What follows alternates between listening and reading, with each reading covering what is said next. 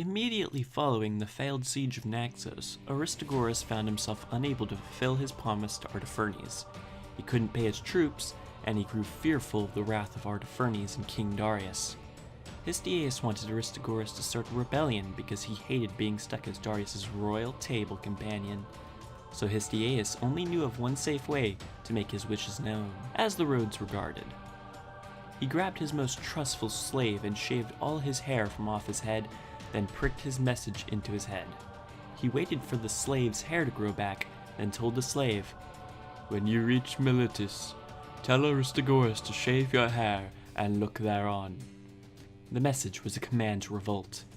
Aristagoras had already been contemplating a rebellion, and so were the Milesians. After the message had arrived, Aristagoras held a council with his friends, and they agreed on a rebellion except one, but he was dismissed. It was agreed that Iatragoras would sail to the city of Myus, where the fleet had returned from the Siege of Naxos. Iatragoras managed to seize many captains in their vessels. To encourage the Milesians and Ionians to revolt, Aristagoras dismissed his own lordship over Miletus and drove out all the city's tyrants and formed a democracy. Aristagoras needed allies, and what better ally to have than Sparta? He boarded a trireme and sailed to Sparta, where he met their new king, Cleomenes. Aristagoras made a convincing argument claiming the Persians could easily be vanquished and how their land is full of gold, silver, and fertile land. Cleomenes replied to the stranger that he would give an answer in 3 days. When that day came for the answer, Cleomenes asked how long of a journey it would be to reach Ionia. Aristagoras wanted to induce the Spartans to cross into Asia instead, so he replied 3 months, and Cleomenes quickly responded to leave Sparta immediately, as 3 months is too long of a journey, and they wouldn't come to an agreement. So Aristagoras left Sparta. Now Aristagoras was on his way to Athens, the next most powerful Greek city-state after Sparta. He again spoke to the people of the great things in Persia, and how weak they were and would be easy to conquer. He won the Athenians, and thus 30,000 men. The Athenians voted to send 20 ships to the aid of the Ionians. The Eretrians also joined the expedition and supplied 5 triremes.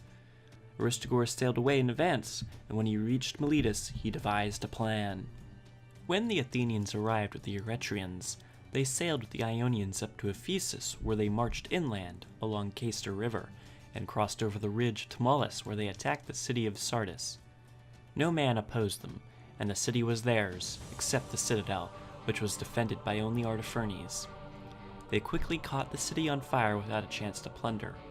As soon as news reached the nearby stationed Persians, they quickly came to the city's aid, but it was too late, as the Ionians had already left to return to Ephesus, and the city burned to the ground. The Persian cavalry eventually caught up to them at Ephesus, and the Battle of Ephesus began. The Greeks were tired and demoralized, and were no match for the Persians. Many Greeks were killed, including the Eretrian general.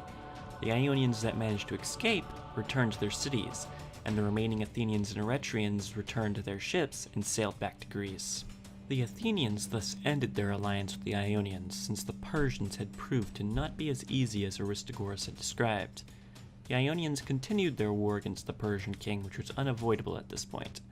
Despite their defeat at Ephesus, the revolt actually spread further, and the Ionians sailed to the Hellespont and swayed Byzantium and the Carians into rebellion. The kingdoms of Cyprus also revolted after seeing the spread of rebellion. Meanwhile, King Darius received news of the burning of Sardis by the Athenians and Ionians and learned that Aristagoras was the leader. He vowed revenge on the Ionians and Athenians and told his servants to remind him of the Athenians every day by repeating, "Master, remember the Athenians." The king summoned his royal table companion Histiaeus and informed him that his nephew Aristagoras had raised a rebellion and asked if he had anything to do with it. Histiaeus denied the accusation and claimed the rebellion probably began because he was forced to remain as a royal table companion. He proceeded to state that he would hasten to Ionia and put down the rebellion. King Darius, persuaded by his words, let him leave, bidding him to do as he had promised, then returned back to him. We will learn what happens next in the next episode. Thank you all for watching.